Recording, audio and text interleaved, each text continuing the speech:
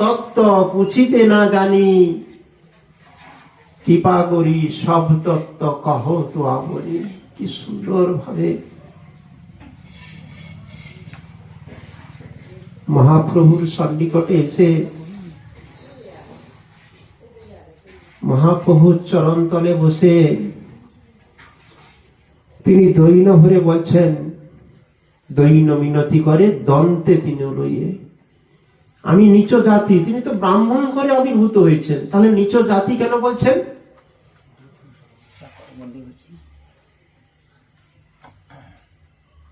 কেন বলছেন না? ম্লেচ্ছ কর্ম করি, মেচ্ছ কর্ম মেচ্ছ সঙ্গী করি, মেচ্ছ কর্ম গো ব্রাহ্মণ দহি সঙ্গে সতত আমার, তিনি সর্বদা তাদের সঙ্গে আছেন।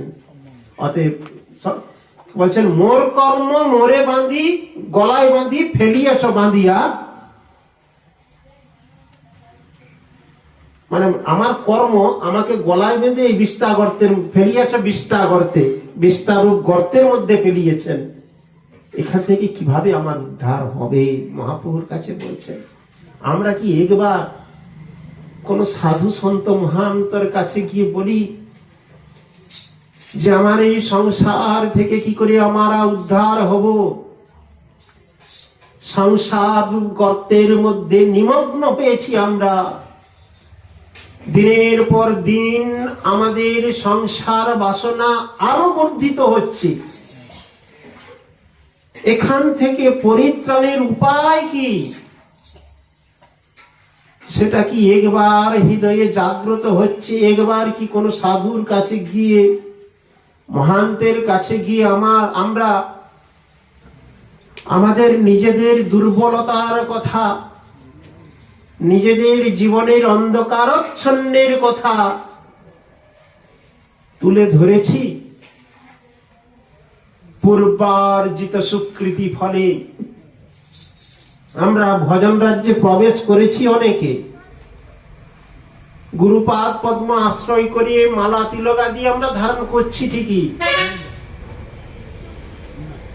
সেই গুরুদেবের কাছে গিয়ে আমি আমার যে অনর্থগুলো নিমগ্ন, অনর্থর মধ্যে ডুবে আছি, এই অনর্থ থেকে কিভাবে নিবৃত্তি হয়ে ভজন রাজ্যে অগ্রসর হব, সেই কথা জানাবার জন্য জিজ্ঞাসা কি গুরুদেবের কাছে কোনোদিন করেছি? কেন করছি না? সনাতন গোস্বামী পাদ তিনি বলছেন, কে আমি, কেন আমায়, যারে তাপত্রয়। আমি কে? আমার স্বরূপ বিভ্রান্তি হয়েছে। কারণ অনর্থের এক নম্বর অনর্থ কি জানেন কি? এক নম্বর অনর্থ হচ্ছে স্বস্বরূপে অপ্রাপ্তি। আমরা আমাদের স্বরূপ ভুলে গেছি বলেই আজ এই জায়গায় পৌঁছেছি। আমাদের ধাম এটা নয়। অমৃতস্য পুত্র, আমরা ভগবানের সন্তান, তার নিজজন। আমরা তার কাছে থেকে তার সেবা করার কর্তব্য আমাদের। তা না করে ভগবানকে ভুলে গিয়ে পুনরপি জননমং পুনরপি মরণং পুনরপি জননী জঠরে, আমরা ভ্রাম্যমান যথা ভ্রমণ করতে আছি জন্ম মৃত্যুর জীবন চক্রের মধ্যে। এইটা তো আমাদের নিত্য জায়গা নয়। আমি আমার রত্ত, মানে ভগবানের সঙ্গে ভক্তের একটা চিন্ময় সম্পর্ক, জীব পরমাত্মার সঙ্গে একটা চিন্ময় সম্বন্ধ রয়েছে, নিত্য সম্বন্ধ রয়েছে। সেই নিত্য সম্বন্ধটাকেই আমরা ভুলে গেছি। অনিত্যের প্রতি অভিনিবেশ করে বসে আছি সংসারে। তাই সনাতন গোস্বামী পাদ বলছেন, কে আমি কেন আমায় যারে তাপত্রয়, তিনটা তাপ, তাপত্রয় মানে কি, তিনটা তাপের কথা বলছি। কি সেই তিনটা তাপ? আধ্যাত্মিক, আদি ভৌতিক, আদি দৈবিক। এই সংসারে আমরা সবাই ত্রিতাপ জ্বালায় জ্বলে পুড়ে জীবন অতিবাহিত করছি। আদি দৈবিক মানে কি বলুন তো? দেবতা কর্তৃক যে তাপ পাই, হঠাৎ একটি ঝড় ঘর বাড়ি সব উড়িয়ে চলে গেল, হঠাৎ ভূমিকম্প হলো, ভূমিধস হলো, সবঙ্গে হঠাৎ করে বন্যা এসে গেল।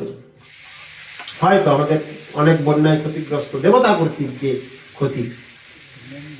শীতকালে গরম লাগছে, পাখা চালাতে হচ্ছে, এটা তো কষ্ট লাগছে। এটা কার তাপ? কেউ চাইলেও এক নিবৃত্তি করতে পারবে? দেবতা কর্তৃক তাপ এ জগতে পেতেই হবে, আপনি এর বাইরে যেতে পারবেন না।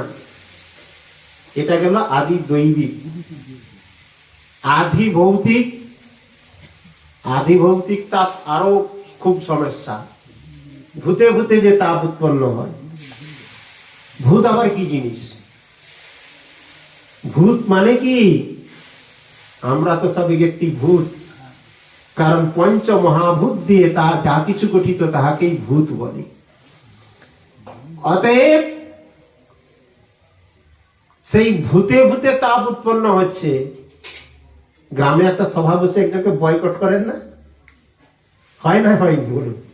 এই মহা সমস্যা করছে আগে। মানে আবার ওর মধ্যে ন্যায় হতে পারে, অন্যায় হতে পারে। লোক সংখ্যা যেখানে বেশি, ওখানে তো ন্যায় অন্যায়ের ব্যাপার নেই, লোকটাকে জব্দ করতে হবে। গুড় মোটেই বাইরে আসছে না। 1 ফুট জায়গা প্রতিবেশীর সঙ্গে দ্বন্দ্ব, একটু জায়গা নিয়ে সেও চলে যাবে, এও চলে যাবে।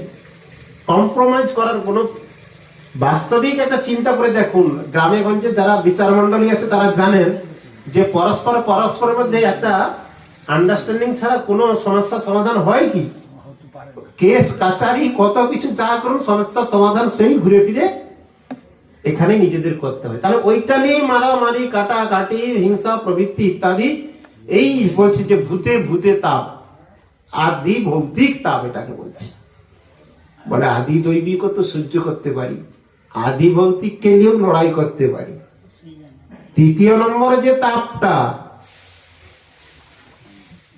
এই তাপটা আরো সাংঘাতিক। কি বলুন তো, তৃতীয় নম্বর তাপটা কি? আরো আধ্যাত্মিক। আত্মায় আত্মায় যে তাপের সৃষ্টি হয়, যেটা সংসারের মধ্যে হয়, ফ্যামিলির মধ্যে হয়, স্বামী স্ত্রীর মধ্যে হয়, ছেলে বাবার সঙ্গে হয়, হয় না?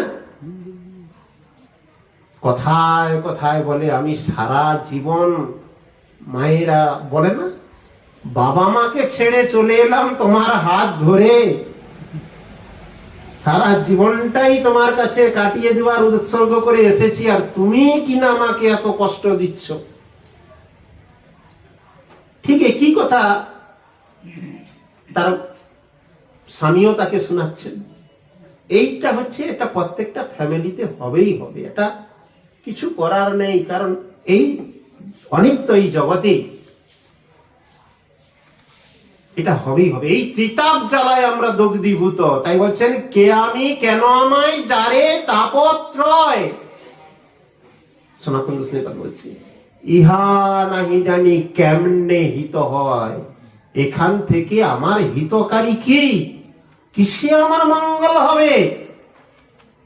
সাধ্য সাধন তত্ত্ব বুঝিতে না জানি, কৃপা করি সব তত্ত্ব কহত আপনি। হে গৌর হরি, হে প্রাণেশ্বর, হে মহাপ্রভু,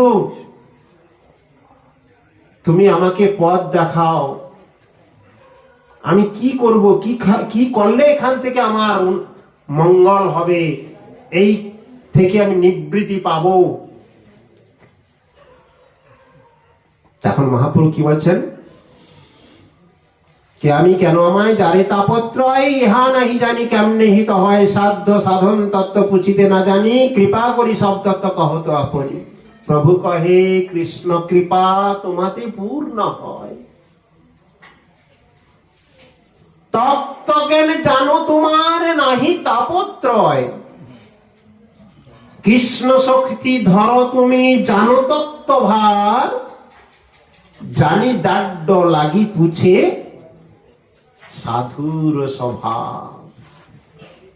মহাপ্রভু বলছেন, প্রভু কহে কৃষ্ণ কৃপা, তোমার মধ্যে যদি কৃষ্ণ কৃপা পূর্ণতা না থাকতো তাহলে তুমি এত বড় ঐশ্বর্য পরিত্যাগ করে, তিনি এত বড় পদের মধ্যে ছিলেন, এত ভূসম্পত্তি বিষয় সম্পত্তি আদি, যা তিনি প্রথম কানাইয়ের নাটশালায় মহাপ্রভু যখন বৃন্দাবন অভিমুখে যাত্রা করার জন্য গিয়েছিলেন, সেখানে ছদ্মবেশে মহাপ্রভুকে সন্ধ্যেবেলা রাত্রিতে দর্শনে এসেছিলেন। সেই দর্শন করেই দূর থেকে সে বহু ভক্ত ভগবানের মিলনের কথা কত সুন্দরভাবে বর্ণিত হয়েছে। লুকিয়ে মহাপ্রভুর কাছে এসেছেন। মহাপ্রভু বলছে, কে? মহাপ্রভু তিনি তো সর্বন্তর্যামী, তিনি সবই জানেন। অতএব সেই একবার দর্শনের পর তিনি তার বিষয় সম্পত্তি সব দান করে তিনি মহাপ্রভুর কাছে এসেছেন শরণাগত হতে। তাই বলছেন প্রভু কহে কৃষ্ণ কৃপা তোমাতে পূর্ণ হয়, তত্ত্ব জ্ঞান জানো তোমার নাহি তাপত্রয়। তুমি তত্ত্ব কথা জানো, তোমাকে ত্রিতাপ জ্বালা দগ্ধীভূত করতে পারে না।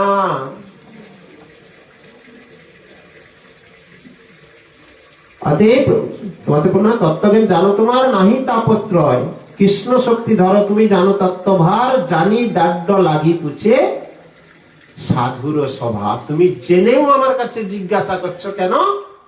এটা সাধুর অভ্যাস। পরপর ভাবে সেইভাবে মহাপ্রভু সেই সাধ্য সাধনের তত্ত্ব কথা বলছেন। তো এই যে সাধ্য এবং সাধন, আমরা কি চাই? দামোদর মাস, একাদশীর ব্রত, এগুলো কিসের জন্য করে ভক্তরা? আমি যে ব্রত করেছি, অনেকে ব্রত করেন, কি উদ্দেশ্যে ব্রত করেছেন? উদ্দেশ্য তো আছে। আমাদের যদি উদ্দেশ্য না থাকে, কোনো কিছু নিয়ে আমরা সাফল্য লাভ করতে পারি না। ধরুন এখান থেকে কোথাও যাবেন, আপনার বাড়ির পাশ দিয়ে বাস যাচ্ছে, বাসে উঠে পড়লেন, তো বাসের কন্ট্রাক্টর আপনাকে জিজ্ঞেস করলেন আপনি কোথায় যাবেন, আপনি বলতে পারলেন না, তাহলে কি হবে? কন্ট্রাক্টর বলবে পাগল, বাস দাঁড়াও, নামাও নামাও, কোথায় যাবে বলতে পারে না। তাহলে আমরা উদ্দেশ্যবিহীন যদি যাত্রা করি, তা আমরা আমাদের গন্তব্যে কখনো পৌঁছাতে পারবো না। তাহলে সাধ্য আরাধনা আমি কার করব? ভগবানের। কোন ভগবানের? নারায়ণের, কৃষ্ণের। আবার কোন কৃষ্ণের? দ্বারকাধীশ কৃষ্ণের, ব্রজেন্দ্রনন্দন কৃষ্ণ, না কোন কৃষ্ণের আরাধনা করব? এই কথাগুলো হয়তো অনেকের মধ্যে শুনতে ঠিক বুঝে উঠতে পারবেন না, যে আবার কি সব তো এই যেই নারায়ণ সেই কৃষ্ণ সেই ইত্যাদি। তার লীলা আলাদা, তার মহিমা আলাদা। শ্রীমদ্ ভাগবতে বর্ণিত আছে না, এক সময় ব্রজ গোপীগণকে পরীক্ষা করার জন্য ভগবান শ্রীকৃষ্ণ তিনি চতুর্ভুজধারী নারায়ণ মূর্তি ধারণ করে গোপীদের যে রাস্তায় যাচ্ছেন সেই রাস্তায় দাঁড়িয়ে আছেন। কারণ গোপীরা কৃষ্ণকে অন্বেষণ করছেন, খুঁজে বেড়াচ্ছেন। তো সেই নারায়ণকে দেখতে পেয়ে গোপীরা জিজ্ঞাসা করছেন, প্রণাম করে বলছেন, হে প্রভু নারায়ণ, তুমি কি দেখেছ আমাদের প্রাণের প্রিয় ভগবান কৃষ্ণ কোন দিকে গিয়েছেন? তো এখানে কি বলছেন যে তিনারা যার প্রতি উৎসর্গিত, যার কাছে আত্ম নিক্ষেপ করেছেন, অতএব তাকে ব্যতীত অন্য কাউকে তার স্বরূপ হতে পারে। ভগবান পরীক্ষা করলেন যে না। তাই গোস্বামীগণ আমাদের বলছেন, আরাধ্য ভগবান ব্রজেশতনয়। গৌড়ীয় সিদ্ধান্ত অনুযায়ী গৌড়ীয় গুরুবর্গগণ যে শিক্ষা আমাদের প্রদান করেছেন, আমরা কার আরাধনা করছি? আরাধ্য ভগবান ব্রজেশতনয় তদ্ধাম বৃন্দাবন রম্মা কাচি উপাসনা বজ বধূ বর্গেণ চা কল্পিতা। কি সুন্দর সিদ্ধান্তপূর্ণ কথা। আমরা স্থির সিদ্ধান্তে যদি না পৌঁছতে পারি, আমরা যাব কোথায়? তাই জগতে দেখবেন একটা শ্রেণীর মানুষ, যে কথাটা বলতে গিয়ে আমি এতক্ষণ ধরে বোঝানোর চেষ্টা করছি, সে জ্ঞান মার্গের যদি কোনো ভাগবত হচ্ছে সেখানে গিয়ে উপস্থিত, কোথাও পরমাত্মার কথা হচ্ছে সেখানে উপস্থিত, কোথাও ঐশ্বর্য মার্গের কথা হচ্ছে সেখানে উপস্থিত। তার নিজের সিদ্ধান্ত যদি ঠিক না থাকে, রাস্তা পথ যদি না ঠিক থাকে, সে আরো বিচলিত। আজকে জগতে অনেকে বলে, এক পাঠক এসে এই কথা বলে, ও পাঠক এসে এই কথা বলে, সে পাঠক এসে সেই কথা বলে, কোনটা শুনবো কোনটা না শুনবো, কোনটা ঠিক কোনটা বেঠিক?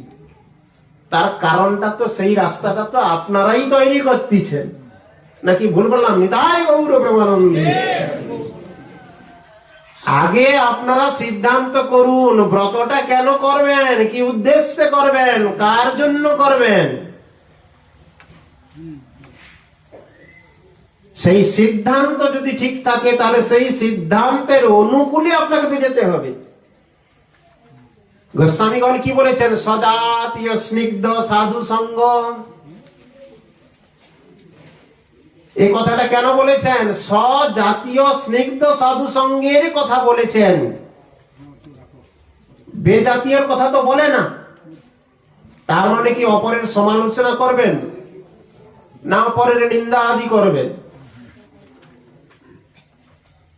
তারা জ্ঞান মার্গের উপাসনা করছে, জ্ঞানের কথা বলবে নাকি আপনার পরমাত্মার কথা বলবে নাকি ভগবানের কথা বলবে? কোনটা নেই ভাগবতে? ভাগবতে বলেছে না ভগবানের তিনটি স্বরূপ? কি অধ্যয়ন করেছেন কিনা? বদন্তি তত্তৎ জ্ঞানম অদয় ব্রহ্মেতি পরমাত্মেতি ভগবানিতি শব্দতে। শ্রীমদ্ ভাগবতেই বলেছেন, বদন্তি তত্তৎ জ্ঞানম অদয় ব্রহ্ম ইতি পরমাত্মা ইতি ভগবান ইতি শব্দতি। ভগবানের তিনটা স্বরূপ, ব্রহ্ম, পরমাত্মা এবং ভগবান। যারা ব্রহ্ম উপাসনা করে তারা ভগবানের স্বরূপকে মানে না, ভগবানকে জ্যোতির্ময় ভাবে নাকি? তাহলে তাদের পাঠে যদি আপনি যান, আপনি ভগবানের কথা শুনতে পাবেন। তাহলে সমস্যাগুলো এইখানেই সৃষ্টি হয়, আমরা যতক্ষণ না নিজেরা সাধ্য সাধন নিরূপণ না করি। তো আমি বিস্তারিত কথায় আর যাচ্ছি না, কারণ যে কথা নিয়ে এত কথা আসছে, হরিনাম। হরিনাম যদি শুদ্ধাচারে না করি, হরিনামের আশ্রয় যদি আমরা গ্রহণ না করি, তাহলে আমাদের উদ্ধার হবে কি করে? হর্ষে প্রভু কহে, শুনো স্বরূপ রাম রায়, নাম সংকীর্তন কালো পরম উপায়। কলিযুগের পরম উপায় হচ্ছে নাম সংকীর্তন। সেই নাম সংকীর্তন আমরা কিভাবে করব এবং নাম সংকীর্তনের প্রাধান্যতা কি, সেই বিষয়ে চৈতন্য চরিতামৃতে কৃষ্ণদাস কবিরাজ গোস্বামী পাঠ। শ্রীমান মহাপ্রভু যখন প্রয়াগ ধামে গিয়েছিলেন, বেনারস, প্রয়াগ ধাম নয়, বেনারসে, কাশীতে, কাশীবাসী সন্ন্যাসী কাশীতে গিয়েছিলেন। তো সেখানে প্রবোধানন্দ সরস্বতী এই ভিক্ষা গ্রহণ করেছিলেন একজন ব্রাহ্মণের বাড়িতে। সেখানে উপস্থিত হয়েছিলেন প্রবোধানন্দ সরস্বতী সহ তার সন্ন্যাসীবৃন্দ। আর সেখানে 3 জন মাত্র ভক্ত ছিলেন, গৌড়ীয় ভক্ত। বড় দুঃখ প্রকাশ করেছিলেন ভগবানের কাছে, গৌরহরির কাছে, আমরা মাত্র 3 জন আছি, তারা শত শত সন্ন্যাসী, তারা বেদ অধ্যয়ন করে, তারা বেদ পাণ্ডিত্য আদি দেখায়, আর আমরা নাম সংকীর্তন করে বেড়াচ্ছি। প্রভু, এখান থেকে কি এদের উদ্ধার হবে না? মহাপ্রভু বলছেন, তোমাদের মতো ভক্ত যেহেতু চেয়েছ, ভগবান নিশ্চয়ই কিছু না কিছু একটা ব্যবস্থা হবেই হবে। ঠিক এই সময় একজন বিপ্র এসে মহাপ্রভুকে কি নিমন্ত্রণ করছেন। মহাপ্রভু কত বছরে সন্ন্যাস গ্রহণ করেছিলেন? 24 বৎসর বয়স। 24 বৎসরের একজন বয়স যদি তিনি সন্ন্যাস গ্রহণ করেন, তার অঙ্গের জ্যোতি কিভাবে হবে? এবং তিনি তো স্বয়ং ভগবান, তার দিব্য কান্তি, আদন লম্বিত ভুজ, গেরুয়া বসন জ্যোতির্ময় সন্ন্যাসী তিনি গিয়েছেন। তো সেখানে যত সন্ন্যাসীকে ডেকেছেন, তো এই গৌড় থেকে যে সন্ন্যাসী গিয়েছেন তাকেও তিনি আহ্বান করলেন ভগবদ ইচ্ছায়। আর মহাপ্রভু গিয়ে দেখলেন কি না, যে সভা হচ্ছে, বেদান্ত পঠন পাঠন আদি যে সভা হচ্ছে, সেই সভায় সন্ন্যাসীবৃন্দ যেখানে পাদুকা পরিত্যাগ করে ওই সভা কক্ষে বসেছেন, সেই পাদুকাগুলো যেখানে পড়ে আছেন, মহাপ্রভু গিয়ে সেই পাদুকার কাছে তিনি বসেছেন। প্রকাশানন্দ সরস্বতী, প্রবোধানন্দ নয়, ভুল বলেছিলাম। তো এদিকে সেই সন্ন্যাসীদের আচার্য যিনি প্রকাশানন্দ সরস্বতী, তিনি ইতিপূর্বে শ্রবণ করেছিলেন যে একজন নবীন সন্ন্যাসী নবদ্বীপ থেকে এসেছেন, যিনি পাগলের ন্যায় নাম কীর্তন করছেন। তো এই কথাটা তার শিষ্যরা গিয়ে বলেছেন।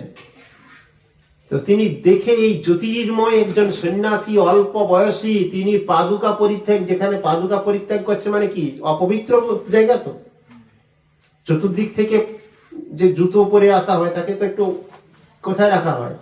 পবিত্র জায়গায় আনা হয় কি? তাহলে সেই জায়গায় যে তিনি পরিত্যাগ করে সব সন্ন্যাসীরা বসেছেন, সেখানেই মহাপ্রভু বসে আছেন। তা দেখে প্রকাশানন্দ সরস্বতী বারবার তাকাচ্ছেন। তার শিষ্যকে জিজ্ঞাসা করছেন, এই জ্যোতির্ময় সন্ন্যাসী ইনি কে? তার শিষ্যগণ বলছেন যে, হে প্রভু, আপনার কাছে যে নবীন সন্ন্যাসীর কথা বলেছিলাম, যিনি নাম কীর্তন করে খোল করতাল দিয়ে বেড়াচ্ছেন, তিনি এই সন্ন্যাসী। তিনি বিস্ময় হলেন প্রকাশানন্দ সরস্বতী। এত অঙ্গ জ্যোতি, এত তার শরীর থেকে জ্যোতি বেরোচ্ছে, এবং সাক্ষাৎ ভগবান, যার মহিম রূপ, যার রূপ দেখার জন্য পাগল কারা?